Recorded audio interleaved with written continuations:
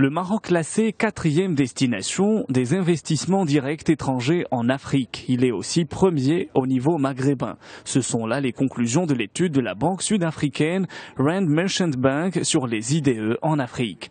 Les secteurs de l'automobile, des services aux entreprises, du transport et logistique et du commerce de détail arrivent en tête des services. Le volume de production de l'énergie électrique s'est renforcé de plus de 7% au terme du premier semestre 2015, après une consolidation de 5,5% un an auparavant, selon la direction des études et des prévisions financières relevant du ministère de l'économie et des finances. Cette évolution est le résultat de la croissance de la production privée contre une baisse de la production totale nette de l'Office national de l'eau et de l'électricité de 8,5%, explique le DEPF, qui vient de publié sa note de conjoncture pour le mois d'août 2015. Parallèlement, le solde des échanges d'énergie électrique avec l'Espagne et l'Algérie a reculé de 17,5% durant les 6 premiers mois, en lien avec la régression du volume des importations de l'énergie électrique de près de 17%.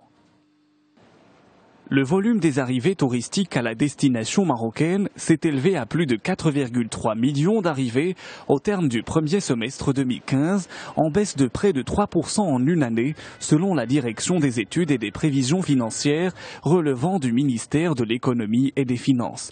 Le repli des arrivées des touristes français est à l'origine de 97% de ce recul, après une augmentation de plus de 6% à fin juin 2014, explique la DEPF, qui vient de publier sa note de conjoncture pour le mois d'août 2015.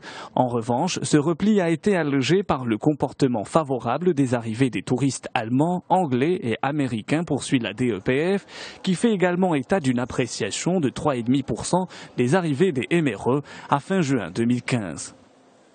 Le groupe Banque islamique de développement vient d'accorder un prêt de 50 millions de dollars américains à l'Africa Finance Corporation. Ce prêt remboursable sur 13 ans et 6 mois servira à financer des projets dans les nombreux pays africains membres de la BID. Il s'agit principalement de projets d'infrastructures et agricoles structurés conformément à la finance islamique et promouvant le développement social et économique des communautés concernées. La récente dévaluation de la monnaie chinoise a envoyé de réelles ondes de choc à travers l'Afrique australe, incitant les analystes à s'interroger au sujet de l'impact de la crise chinoise sur des économies en difficulté. Certains analystes soulignent que la dévaluation du yuan ne doit pas occulter des inquiétudes plus aiguës suscitées par l'affaiblissement général de l'économie chinoise. Les analyses abondent en effet dans ce sens, prévoyant une chute des exportations africaines vers la Chine, premier client de plusieurs pays du sud du continent.